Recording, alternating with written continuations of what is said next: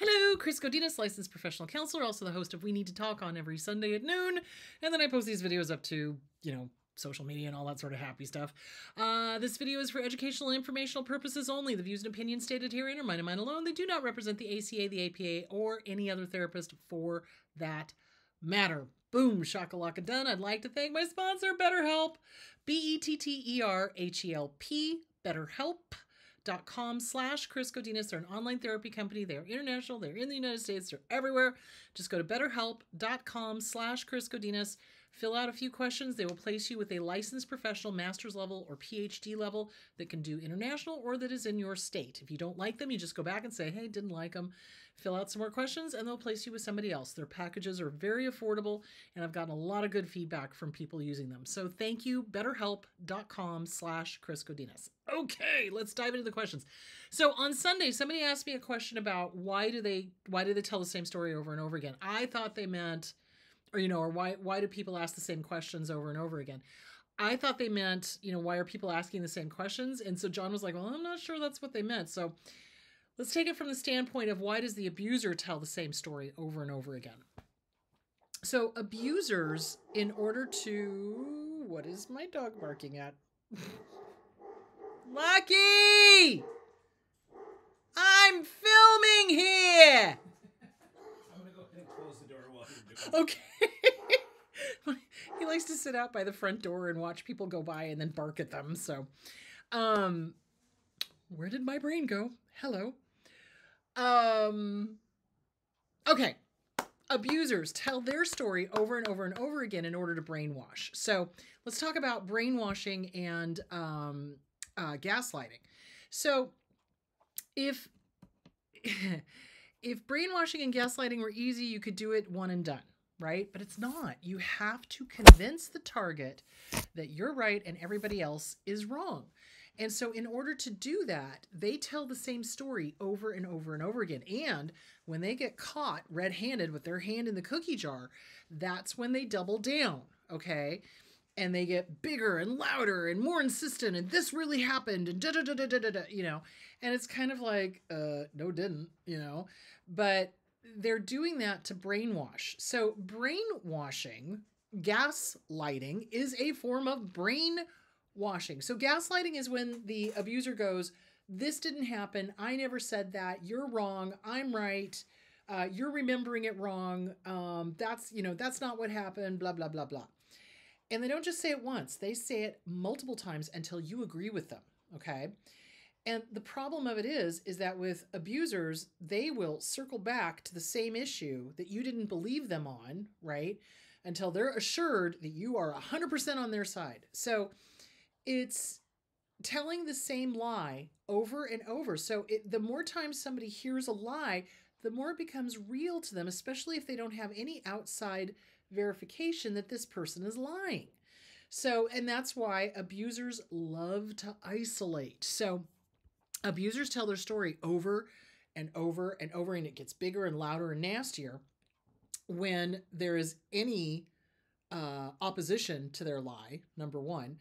And number two, this is why they isolate. That's why they isolate their target of abuse, because if the target of abuse is not getting the healthy feedback from family and friends that love them, and all they've got is an echo chamber with this abuser that's like, no, you're wrong. You're not remembering it right. I said this, I said that. I didn't say this. I didn't say that. I didn't do this, blah, blah, blah, blah. And they're lying like a rug, and you're not getting any healthy feedback from family and friends because they've isolated you. There you go. There's brainwashing happening, because now you're like questioning yourself going, did this really happen? Do I really remember this way? Maybe they're right. Maybe they didn't say this. Maybe they didn't do this, but wait, I think they did. Cognitive dissonance. So it's like, this is what they're trying to do, and they play on that. So abusers tell their story over and over and over and over and over again, not out of fear, not because they're not new to this, but because they're trying to brainwash you. Because the more a lie is said, the more they believe it, number one, and the more they're hoping that you believe it, number two. So that's why it's really, logic and critical thinking is very important in recovery. And therapists don't talk enough about that. Mindfulness is great. That's wonderful. But you also have to have logic and critical thinking to help undo all the brainwashing. So an abuser repeats and repeats and repeats for the same reason I repeat and repeat and repeat, so that you remember, right? But they're using it for evil. I'm not brainwashing, but I'm giving the information over and over and over again so that you remember it.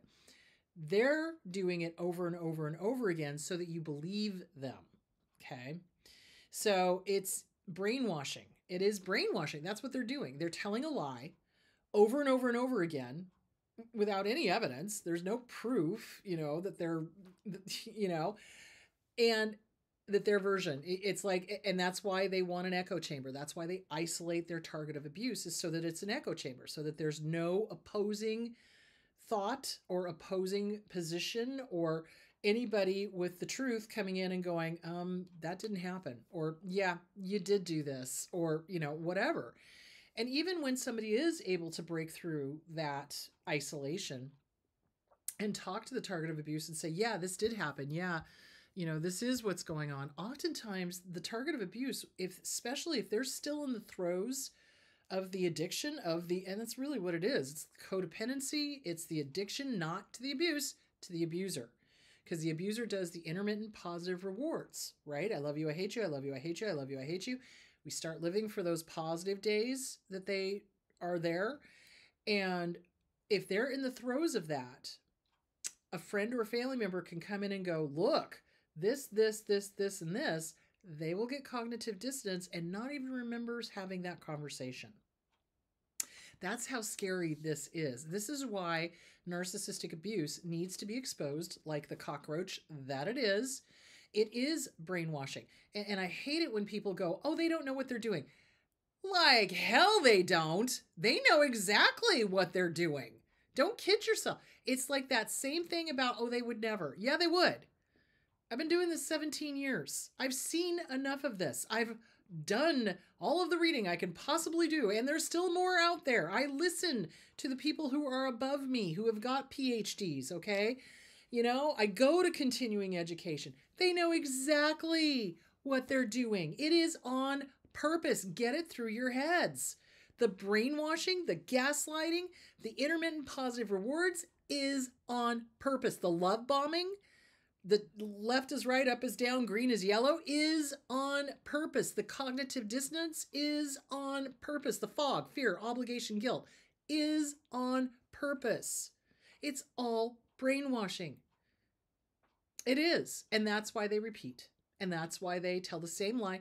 And when they get caught, they double down because A, their ego cannot let them admit that they're ever wrong. And two, they're hoping through intimidation, remember fear, obligation, guilt, through intimidation that you'll just give up and believe them.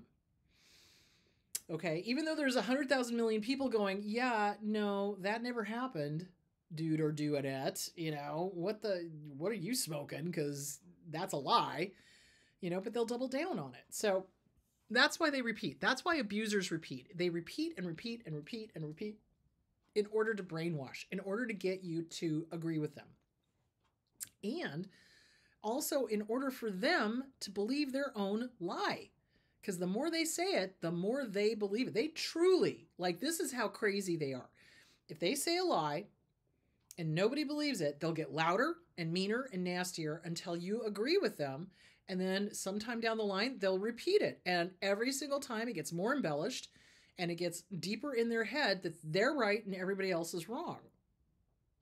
That in itself should be a huge red flag. So anyway, that is why the abuser repeats and repeats and repeats and repeats.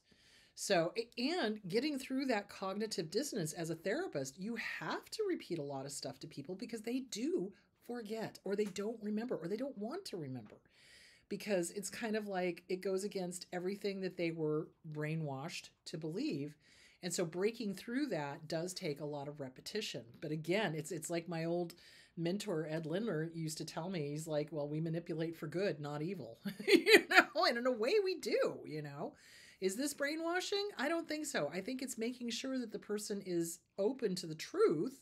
The difference is that an abuser, when they're confronted with somebody that goes, no, you're wrong, blah, blah, blah, blah, blah, blah, they get nasty and vicious and mean. If somebody is like, no, I don't want to believe you, I will direct them to all of the research showing that I'm correct, you know? So having been the child of a narcissist, little side note, we watched Lord of the Rings because we've been reading it and then watching the movies and contrast and compare and picking apart where they didn't follow the book or they added something and was it better, was it not, you know, that kind of thing. We're nerds. But that point in The Return of the King, where Denethor just is vicious to Faramir and wishes that he had died instead of Boromir. And when Denethor finally dies, he dies very dramatically in the movie, not so dramatically in the, well, it was dramatic, but it wasn't the same type of dramatic. In the movie, he throws himself off the edge of the cliff in a flaming pile of, you know, in the book, he just burns. But it's like, as Denethor is going over the cliff, I'm just like, and on behalf of children, adult children of narcissists everywhere, that's what we wish would happen to our abuser that was in our family of origin. Thanks for playing. So it's like Denethor lied to himself to make himself believe stuff. It's just, yeah. Narcissists, abusers, psychopaths, dark triads, they're evil. They know what they're doing. It's brainwashing. It's intentional. It's on purpose. It's for evil. It's not for good. A lie is a lie no matter how many times you tell it. The truth is the truth, no matter how much people deny it. So, and if there's evidence backing up the truth, then what are y'all doing? You know what I'm saying? It's like logic and critical thinking. So anyway, I hope that answers that question. That is why they repeat themselves over and over and over again. That is why they get meaner and nastier and more loud and, you know, I'm right, you're wrong, blah, blah, blah. It's like, look, if somebody's like questioning me on stuff, I'll be like, well, where's your research? Let me show you my research. Simple as that, you know, boom, done, you know. But with a narcissist, I'm right, no, nothing to back it up. It's all an emotional argument. There's no facts. So that's what kind of you want to be looking for. Is the abuser doing an emotional argument? Are they repeating the same thing emotionally over and over and over again? There's your red flag. So anyway, I hope that answers the question.